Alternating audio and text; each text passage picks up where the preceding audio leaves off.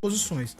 E, de alguma maneira, como você disse aqui também já hoje, você tira votos de todo mundo.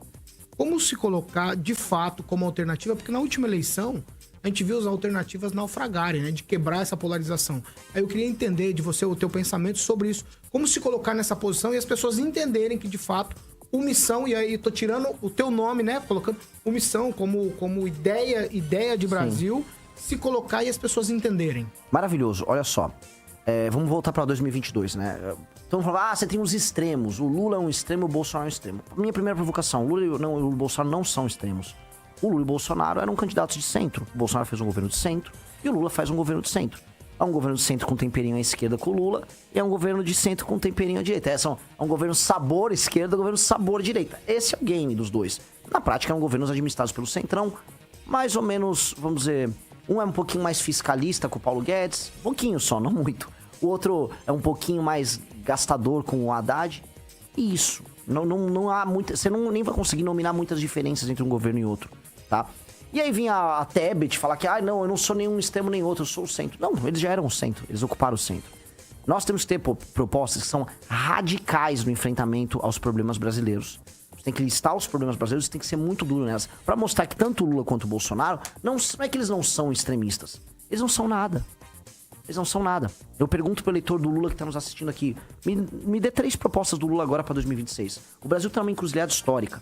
O mundo vai ver automação, inteligência artificial, o mundo tá ficando perigoso, os Estados Unidos tá começando a exercitar seu poder militar, a China vai responder, há focos de guerra no mundo todo, o Brasil tem uma economia que foi se primarizando. Como o Brasil vai resolver? Quais são os seus planos? Ninguém sabe. O plano do Lula é... vou dar um pé de meia. Eu não sei. Eu estive numa rádio Nordeste e perguntei pra um radialista e ele falou, o plano do Lula é o pé de meia. Pô, o pé de meia, o cara é presidente das 10 maiores economias do mundo, o plano dele é pé de meia. E do Flávio Bolsonaro? Salva meu pai. Olha, solta meu pai, por favor, eu preciso que meu pai seja solto. É isso. Isso é muito pouco. E eu vou fazer o contrário deles. Eu vou ser radicalmente propositivo. As propostas que eu vou colocar, elas atacam o problema. Elas são propostas pontudas, no sentido que muita gente não vai gostar. Tava com o nosso amigo aqui, ele não gostou de uma proposta. Ele falou, pô, isso aqui não dá do estado de defesa. E é pra ser assim. Eu vou fazer a pessoa debater proposta conosco. Vocês vão falar do assunto, porque elas precisam falar. Porque senão a gente vai ficar nessa inércia ridícula. Então é aí que eu furo esse negócio de polarização. Que não é uma polarização de extremos. É todo mundo no centro cultuando famílias e nomes que eles gostam. E aí entra um outro ponto. Esses outros governadores aí, eles não são alternativa. Porque o alternativo tem 2 coisas aqui e ele é uma terceira coisa diferente.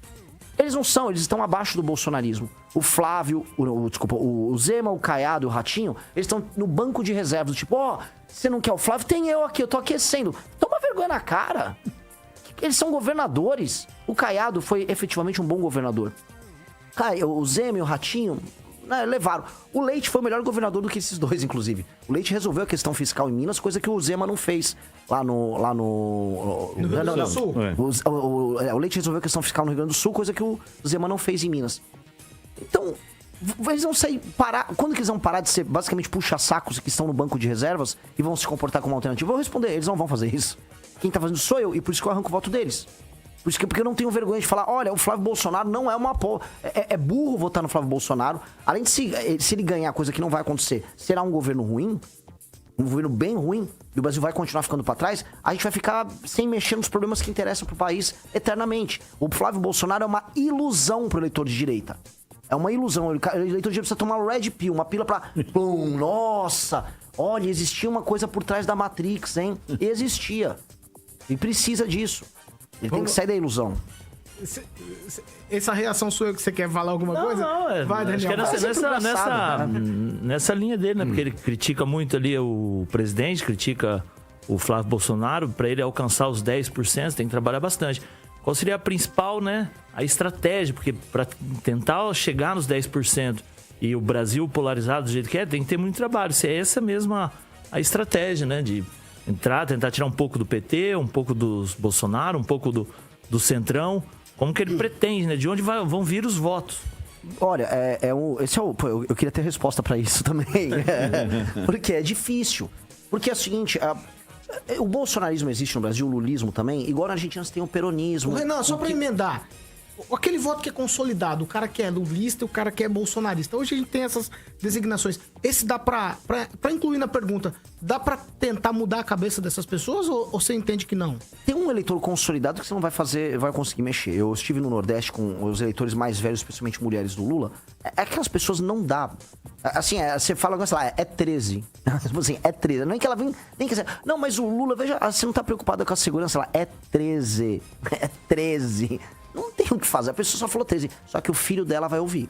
Porque o filho dela efetivamente é assaltado, o filho dela não consegue ter um emprego, ou tirar uma renda ou fazer uma grana. E o filho dela tem um celular, e no celular ele vê a vida em outros lugares do Brasil e vê que a vida é muito melhor. Ele tá falando, estão me enganando.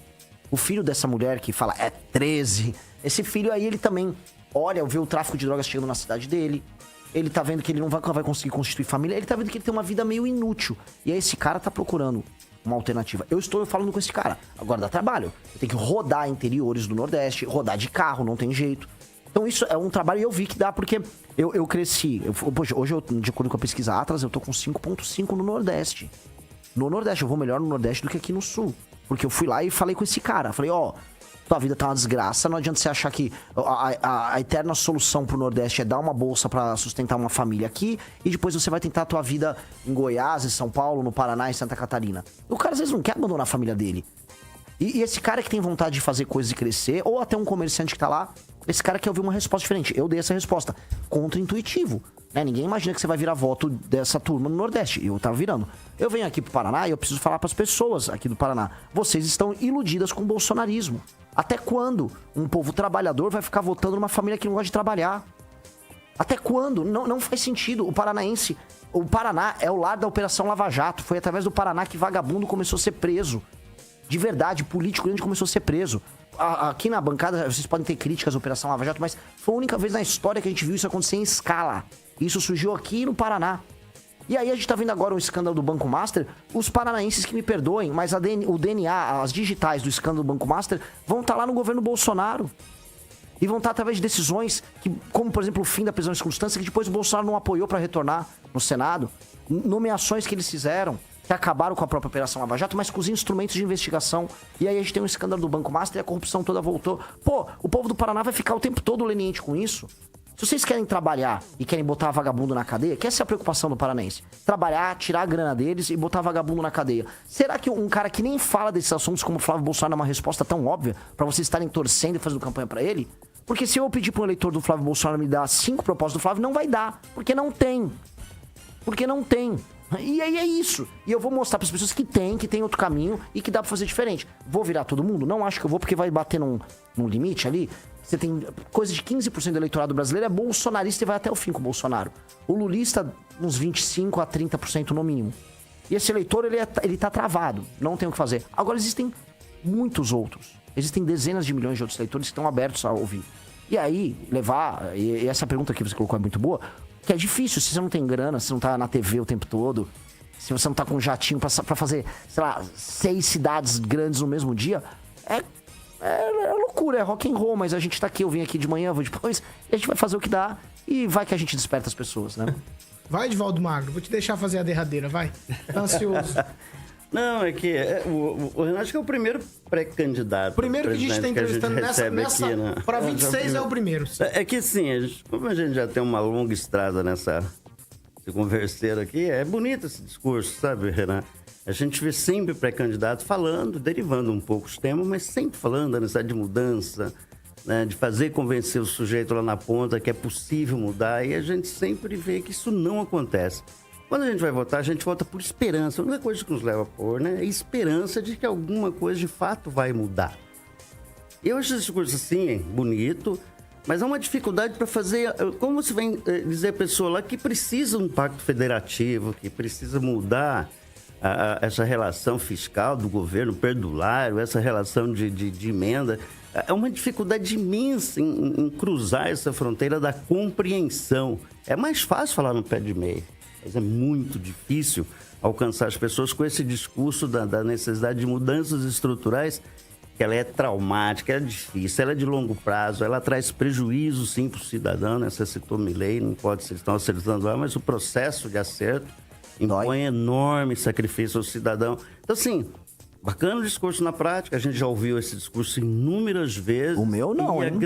Não, seu, mas ele reproduz outros discursos, né? Mas ter esperança é humano. Então, é fundamental, você só vai para a urna por causa da esperança.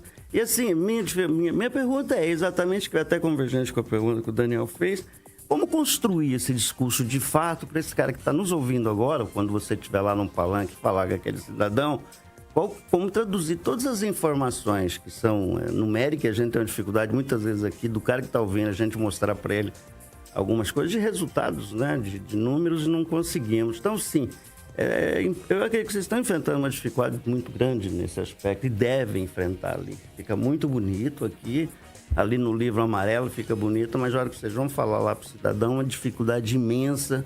E todos os candidatos têm, em alguma medida, esse discurso voltado à necessidade das reformas. Né? Como a pergunta do Edivaldo está muito longa, eu vou pedir para que você seja um pouco mais breve, porque nós já... Nosso horário já nós vamos até 8h10, nós vamos até 8h10. Belíssimo discurso dele.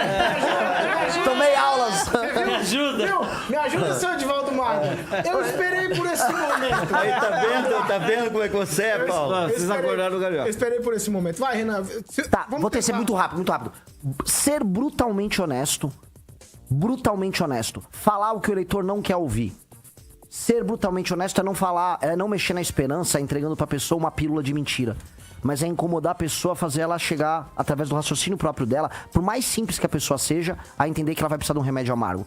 Todo mundo sabe, é ruim no hospital. Mas quando tá doendo, todo mundo vai no médico, da pessoa mais simples à pessoa mais rica. Todo mundo sabe que em algum momento ela vai precisar fazer coisas ruins que ela não gosta. Que ela vai precisar fazer essas coisas que são certas e sérias pra resolver um problema dela. E hoje o Brasil tá chegando nisso. Nunca o Brasil foi tão corrupto. Nunca o Brasil foi tão tomado pelo crime organizado. Nunca o Brasil taxou tanto as pessoas que trabalham e produzem.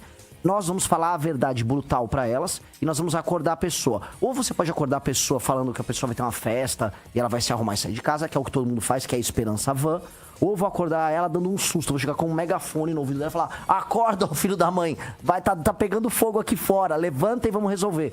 É isso que eu vou fazer, eu vou dar o Brasil com esse megafone, acordando as pessoas pro que importa. Calma, você no tchau, você... Mas boa manchete, não, brutalmente honesto. Esse é um bordão. Vamos trazê-lo aqui. 8 horas e 2 minutos. Repita. 8 e 2. Ô, Carioca, eu acho que o Renan vai almoçar em Maringá hoje, talvez você... Gostou do vídeo? Fortalece no like, se inscreve e compartilha. Ative o sino para acompanhar nossa jornada. O futuro é glorioso.